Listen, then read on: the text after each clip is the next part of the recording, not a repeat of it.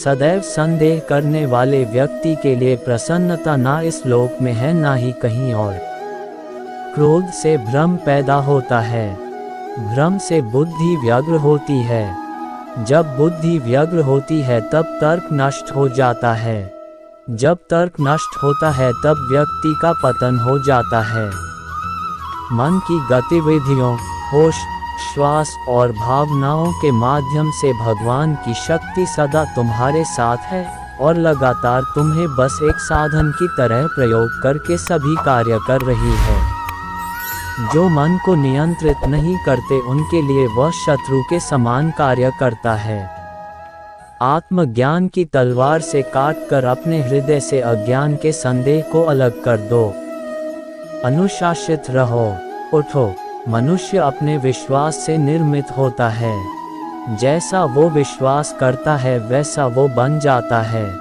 नर्क के 3 द्वार हैं, वासना, क्रोध और लालच। इस जीवन में ना कुछ खोता है ना व्यर्थ होता है। मन अशांत है और उसे नियंत्रित करना कठिन है, लेकिन अभ्यास से इसे वश में किया जा सकता है।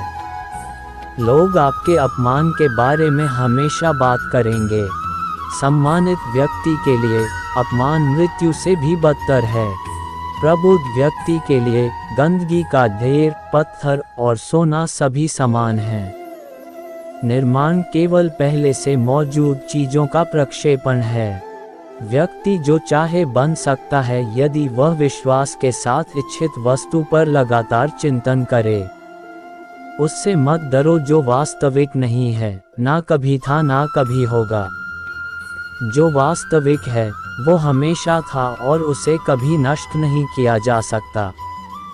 ज्ञानी व्यक्ति को कर्म के प्रतिफल की अपेक्षा कर रहे अज्ञानी व्यक्ति के दिमाग को अस्थिर नहीं करना चाहिए।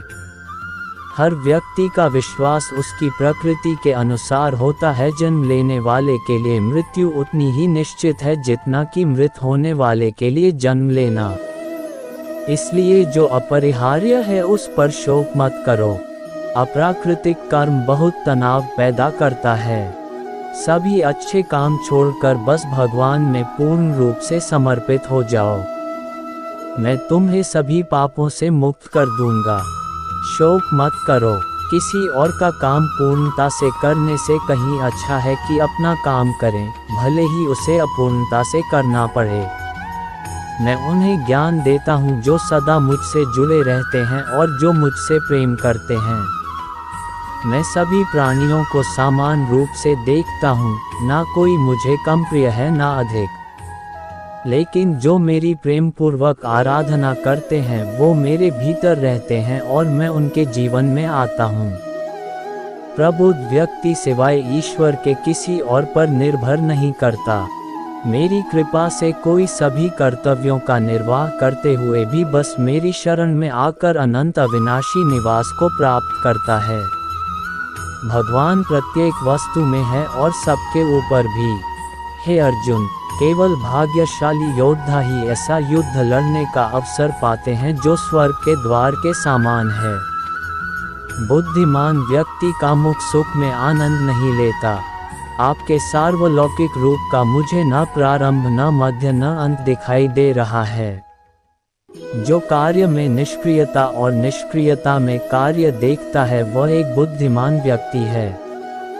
मैं धरती की मधुर सुगंध हूँ, मैं अग्नि की ऊष्मा हूँ, सभी जीवित प्राणियों का जीवन और सन्यासियों का आत्मसंयम हूँ। तुम उसके लिए शोक करते हो जो शोक करने के योग्य नहीं है और फिर भी ज्ञान की बातें करते हो।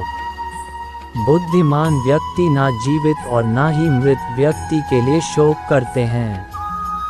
कभी ऐसा समय नहीं था जब मैं, तुम या ये राजा महाराजा अस्तित्व में नहीं थे, ना ही भविष्य में कभी ऐसा होगा कि हमारा अस्तित्व समाप्त हो जाए।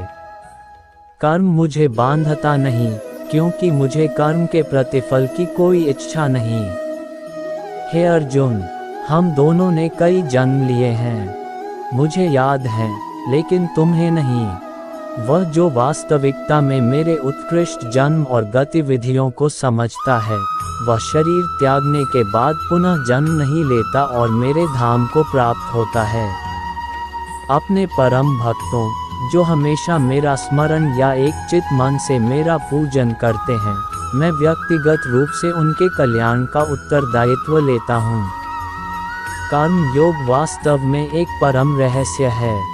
कर्म उसे नहीं बांधता जिसने काम का त्याग कर दिया है। बुद्धिमान व्यक्ति को समाज कल्याण के लिए बिना आसक्ति के काम करना चाहिए। जो व्यक्ति आध्यात्मिक जागरूकता के शिखर तक पहुंच चुके हैं, उनका मार्ग है निस्वार्थ कर्म। जो भगवान के साथ संयोजित हो चुके हैं, उनका मार्ग है स्थिरता और शांति। यद्यपि मैं इस तंत्र का रचयिता हूँ, लेकिन सभी को ये ज्ञात होना चाहिए कि मैं कुछ नहीं करता और मैं अनंत हूँ। जब वे अपने कार्य में आनंद खोज लेते हैं, तब वे पूर्णता प्राप्त करते हैं।